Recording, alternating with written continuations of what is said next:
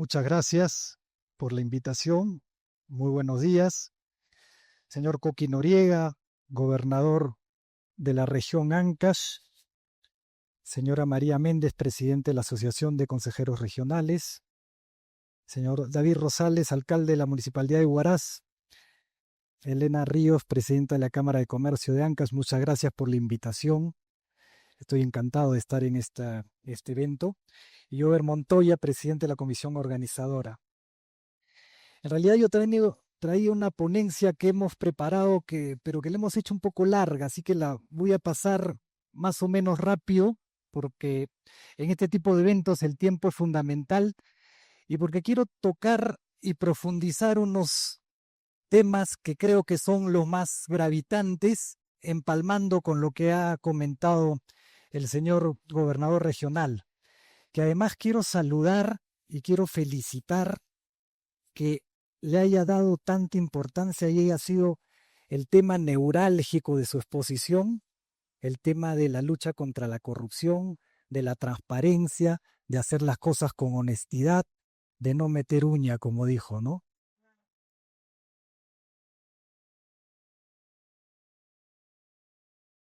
Yo creo que ese es el primer problema que tenemos que resolver. Más allá de las ideologías, más allá de la centralización o descentralización, porque eso es lo que más ha atrasado al país y si resolvemos ese problema, van a ver cómo automáticamente se resuelven todos los demás. Y ahora lo vamos a ver en la ponencia que hemos traído. Bueno, el Perú venía de ser uno de los países que menos crecía hasta el año 1990-92 y luego empezó a ser uno de los países que más crecía, ¿no? Pasamos del escenario de la izquierda al escenario de la derecha. Estamos hablando de Latinoamérica. Entonces nosotros creemos que más allá de la política, como ya lo dije, creo que las inversiones son las que logran el crecimiento y eso necesita climas adecuados e invitación para las inversiones, ¿no? Decía el gobernador regional y decía el alcalde también, eh, invitamos a los empresarios a venir acá a hacer empresa, a hacer emprendimientos, ¿no? Pero claro, se necesita estabilidad, reglas de juego claras, un clima adecuado para los negocios y eso, si se da, automáticamente van a venir las inversiones. Entonces, esto es lo que hablábamos, ¿no? Marco atractivo, los acuerdos comerciales también nos han ayudado mucho. Hay un dato que es fundamental. Nosotros hoy día exportamos cerca de 12.500 millones de dólares en agroindustria, en productos de agroexportación. Hace 15 años exportábamos 500 millones de dólares. Hemos dado el salto de 500 millones a 12.500 millones de dólares en 15 años. Fíjense, eso no es un mérito. Y es un mérito de las regiones, pues los productos salen de las regiones y fundamentalmente del norte. Por supuesto que la fortaleza del Banco Central de Reserva también ayuda y el rol subsidiario del Estado es una cosa en la que nosotros creemos mucho, porque creemos que solamente el Estado debe entrar en donde el privado no puede entrar. No, el Estado no debe ser empresario. El Estado cuando ha sido empresario lo ha hecho muy mal. Y eso lo vamos a sostener. Yo sé que hay gente que piensa distinto y para eso también estamos, para pensar distinto, debatir ideas, porque también hay algo importante. La política es el debate de ideas. Son los argumentos, son las ideas, son las exposiciones, son las cifras, son las capacidades de convencimiento las que se deben poner en la mesa de debate en la política. A veces las ideologías y las pasiones nos separan y cuando entramos al terreno de las ideas y las propuestas vemos que no estamos tan separados. Entonces hay que priorizar ese debate de ideas, de propuestas. Y por supuesto que hay cosas en las que siempre vamos a discrepar, pero nosotros sostenemos que el empresariado debe hacer todo lo que se le permita hacer para el desarrollo económico que traiga las inversiones y el Estado como rol subsidiario. Y esto también nos muestra los ingresos tributarios que hemos tenido desde el año 92 al año 2024. pasamos de los 5.500 millones de soles a 155.000 millones de soles. Ese es un salto espectacular que no se da así nomás en los países. Y mientras el presupuesto público pasó de 7.000 millones a 240.000 millones. Son datos duros, son datos que los podemos obtener de cualquier evidencia del Banco Central, del MEF, de cualquier, incluso analista económico. ¿Y qué pasó? Nosotros veníamos teniendo tasas de crecimiento del orden del 6, 7, 8% hasta los años 2011, 2012, y de ahí bajó nuestro nivel de crecimiento. Esta lámina es la adecuada, ¿no? Veníamos sosteniendo tasas de crecimiento, llegamos hasta el 9.1, ¿no? En alguna oportunidad, en el año 2008. Y luego desaceleramos el crecimiento, ¿no? Pasamos a crecer 6.3, 6.1, 5.9, 2.4, 3.3, y ahora nos hemos quedado en ese crecimiento del orden del 3 y menos, ¿no? El año pasado crecimos 3.3, este año se estima que vamos a crecer 3.1, pero ya no crecemos al ritmo de 7, 8%. Y esta gráfica está muy correlacionada con esta otra gráfica anterior. Cómo redujimos la pobreza del 58.7 en el año 2004 al 20.2 en el año 2019. En 15 años redujimos 40% la pobreza, es decir, sacamos 40% de pobres en el Perú, con una población entre esos años un promedio de, digamos, de 30 millones, sacamos 12 millones de personas de la pobreza y la incorporamos a la clase media. Luego, con la pandemia, dimos un salto de nuevo al 30.1 y ahora no hemos logrado los mismos niveles de reducción de la pobreza. Quiere decir que no cometimos algunos errores a partir del 2011-2012. Y tenemos pues todavía un gran déficit para resolver, ¿no? En vivienda tenemos 1.800.000 viviendas que hacer, es una gran cantidad. En transporte tenemos un déficit enorme. Y vemos que todas las carreteras del Perú están incompletas, donde necesitamos autopistas todavía no las tenemos carreteras de doble vía, muchas de ellas muy deterioradas, muchas carreteras que aún no se asfaltan, ¿no? Tenemos que hacer irrigaciones para que ese salto que dimos de los 500 millones a los 12.500 millones lo volvamos a hacer y lo volvamos a hacer más grande aún. Podríamos estar exportando 30.000, 40.000 millones de dólares si hubiéramos hecho Chavimochic-Trek, si hubiéramos hecho Majesihuas, si hubiéramos hecho Chinecas, si hubiéramos hecho Alto Piure, etc. Hoy día podríamos estar exportando más de lo que exporta la minería hoy día en productos de agroexportación. En educación, por supuesto que tenemos una brecha cuantitativa y cualitativa que tenemos que resolver. En salud, por supuesto que tenemos. En agua y saneamiento también tenemos una brecha muy grande.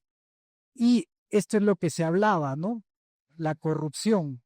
Y la corrupción, como dije inicialmente, es la madre de todos nuestros males.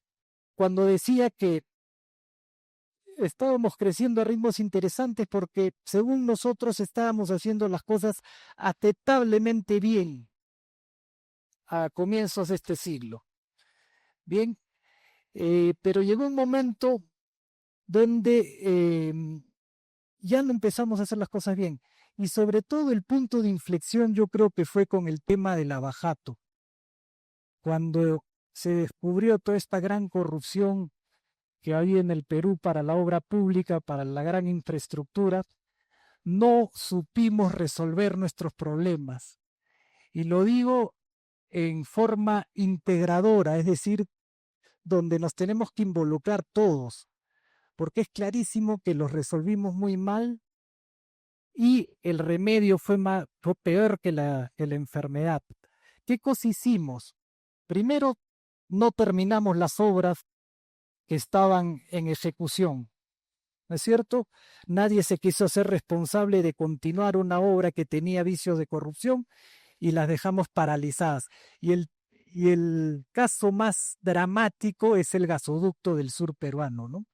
Donde está la tubería colocada en un terraplén y se está ahí deteriorando y además el Estado gastando miles de soles o millones de soles tratando de mantener esa tubería que no sabemos si algún día se va a instalar. Ese es el caso más dramático porque lo peor de todo es que nunca llegó el gas al Cusco, ¿no? Paralizamos la obra porque nadie se atrevió, ninguno de nosotros, ni políticos ni privados, nos atrevimos a decir, señores, la obra hay que continuarla. A la empresa hay que sancionarla, a la empresa habrá que multarla, a sus ejecutivos habrá que someterlos a procesos judiciales, a las autoridades que recibieron coimas, lo mismo, habrá que someterlos a los procesos judiciales, pero la obra se tiene que terminar. Nadie se atrevió a hacer eso. Y así como no hicimos eso, y hicimos cosas que paralizaron al país, cosas que le hicieron mucho daño al país. Creamos una fiscalía, le dimos unos poderes a una fiscalía que ha metido en procesos judiciales a gente inocente, gente que no tenía nada que ver en el asunto, pero que gracias a fiscales que por lograr objetivos personales mete a gente inocente, mucha gente en el Estado tiene miedo de hacer las cosas. Y no solo eso, hicimos una Contraloría General de la República que llegó a tener 9.000 funcionarios. 9.000 funcionarios, una Contraloría General de la República. Y yo preguntaría si alguien me puede decir, que levante la mano acá, que me diga qué caso importante de corrupción ha salido a través de la Contraloría General de la República. Ninguno. Ahí están los resultados. Presupuestos millonarios y se dedicaron a perseguir funcionarios honestos porque en un papel faltó la firma, porque en un proceso no estaba la fecha adecuada, o cosas de ese tipo por entregar viáticos. Hay casos donde hay funcionarios con procesos administrativos por aprobar viáticos de 800 soles. Y eso pues paralizó al país. Crearon un ambiente tan negativo, tan preocupante para el funcionario público, que nadie se atrevía a firmar una adenda, nadie se atrevía a firmar una ampliación, nadie se atrevía a firmar una modificación. Y todos los que estamos acá creo que conocemos de obra pública y conocemos de proyectos. Yo soy ingeniero, algo conozco de proyectos, me dedico a la construcción y los que nos dedicamos a hacer construcción, a hacer obra pública, sabemos que un proyecto, su mismo nombre lo dice, es algo proyectado, es algo que se estima, es algo que de acuerdo a los cálculos de la ingeniería, se propone y se cree que va a ser de esa forma. Pero cuando uno entra al campo a construir, siempre te vas a encontrar con cosas que no se habían contemplado. Siempre te vas a encontrar con cosas que tienen que hacérsele modificaciones. Pero si tú tienes un funcionario que le tiene terror a la fiscalía y a la Contraloría por hacer esas modificaciones, paramos los proyectos. Entonces, ahí empezamos a cometer los errores, porque un país sin infraestructura no se desarrolla. Y el gráfico que mostré hace un momento, en el cual a partir de la pandemia nuestra pobreza creció del 20% al 30%, fue porque no teníamos hospitales, no teníamos agua, no teníamos desagüe y no teníamos mucha infraestructura, que teníamos el dinero para hacerlo, pero no lo hicimos. Entonces nuestra pobreza volvió a niveles muy altos, ¿no? Entonces tenemos que recuperar el país. Tenemos que recuperar el país haciendo las cosas coherentes, haciendo las cosas coherentemente, haciendo las cosas con diálogo, con conversación, con ponernos de acuerdo, con sentarnos a una mesa a escucharnos y a ver cuáles son las propuestas del otro y cuáles son mis propuestas para ver cómo en conjunto salimos de este hoyo. Porque el hoyo es muy grande. El Perú hoy día produce, el Perú hoy día es inmensamente más rico de lo que era en los 80s, recauda muchísimo más dinero del que recaudaba en los 90s, pero tiene muy poca ejecución. Y la ejecución presupuestal es la que no ayuda, la falta de ejecución presupuestal es la que no ayuda a tener buenas escuelas, buenos hospitales, buenas carreteras, las irrigaciones que necesitamos, ¿no? Y esto que en el Perú ya vemos normal porque se publica cada cierto tiempo en cualquier país del mundo sería un drama, ¿no? 43.000 millones de soles en obras paralizadas. 43.000 millones de soles y 2.572 obras paralizadas. Obras que, donde se ha invertido mucho dinero, donde el Estado peruano ha puesto plata y no le sirven a nadie, porque un colegio que tiene solamente los cimientos o las columnas, por supuesto que no le sirve a los niños. Un hospital que se quedó en el casco, pero no ha sido terminado y no tiene el equipamiento, tampoco le sirve a la población. La carretera que se quedó a medio camino y no llegó a conectar los dos pueblos que debía conectar, tampoco le sirve a nadie. Y tenemos casos emblemáticos en el Perú de puentes gigantescos, uno de los puentes más largos que se ha construido en el país, que no tiene carretera. Es realmente dramática esta situación y creo que tenemos que superarla en coordinación, el gobierno central, las regiones, los políticos que ojalá se lleguen a poner de acuerdo en temas fundamentales para ver cómo salimos de este problema. Yo les hablo de una experiencia que tenemos desde hace 20 años, porque yo vengo de un gremio que es la Cámara Peruana de la Construcción. Ahí comprendimos que necesitábamos conversar con quien aparentemente era nuestro adversario y que no lo era. Y a través de un diálogo para primero solucionar el pliego anual de, de reclamos, el pliego anual presentado para las condiciones salariales, nos acostumbramos a conversar, nos acostumbramos a dialogar, a ponernos de acuerdo, a debatir, a discrepar también, pero a llegar finalmente a acuerdos y no lo año en 21 años ya que no nos lleguemos a poner de acuerdo y no firmáramos un acta donde habíamos llegado a un acuerdo en las mejoras salariales y las mejoras de las condiciones de los obreros de construcción civil.